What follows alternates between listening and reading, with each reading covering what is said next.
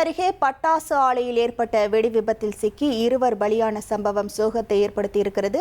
கம்பம் காட்டுப்பள்ளி பகுதியில் உள்ள பட்டாசு ஆலையில் இந்த வெடி விபத்தானது ஏற்பட்டிருக்கிறது. விவரங்களோடு இணைகிறார் நமது செய்தியாளர் சிவசபாபதி.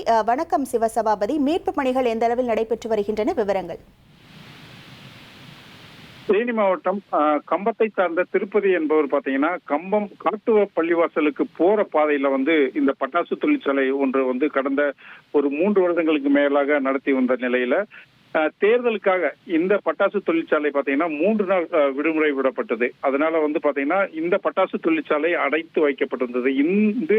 இந்த பட்டாசு தொழிற்சாலையை திறப்பதற்காக அந்த தொழிற்சாலையில வேலை செஞ்சுக்கிட்டு இருக்க சூர்யா, தீனா, அஜித், நாகராஜ் ஆகிய 4 பேரும் போய் அந்த பட்டாசு தொழிற்சாலை திறக்க போயிருக்காங்க.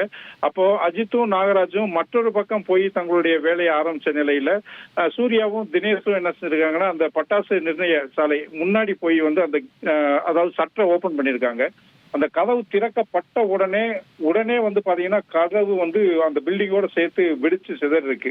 இதுல பாத்தீங்கன்னா அந்த கதவு பக்கத்துல இருந்த அந்த சூர்யாவும் தீனாவும் பாத்தீங்கன்னா உடல் சிதறி இறந்துட்டாங்க. மிச்சம் அந்த நாகார்ஜுனன், சூர்யா இவங்களுக்கு பாத்தீங்கன்னா சில காயங்கள், அடி காயங்கள் ஏற்பட்டன. அவங்கள தேனி அரசு மருத்துவக் கல்லூரி மருத்துவமனைக்கு கொண்டு சென்றிருக்காங்க.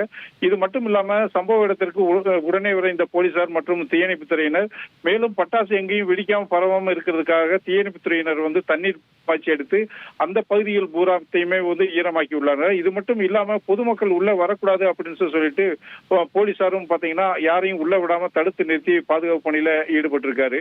இது பற்றி பாத்தீங்கன்னா இந்த பட்டாசு தொழிற்சாலை வெடிச்சதை பத்தி அவர் திருப்பதி கைது செய்து அவர்கிட்ட விசாரணை நடத்திக்கிட்டு இருக்கு. இந்த பட்டாசு தொழிற்சாலை வெடித்த விவகாரம் பாத்தீங்கன்னா கம்பத்துல ஒரு பெரும் அதிர்ச்சியை ஏற்படுத்திருக்கேன்னு சொல்லலாம். விவரங்களுக்கு நன்றி சிவசபாபதி. இனி செல்லும் இடமெல்லாம் செய்தி. தந்தை டிவியின் வாட்ஸ்அப் சேனலை ஃபாலோ பண்ணினா செல்லருக்கும் இடமெல்லாம் செய்தி. இதோ QR கோட் இப்பவே ஸ்கேன் பண்ணுங்க, ஃபாலோ பண்ணுங்க.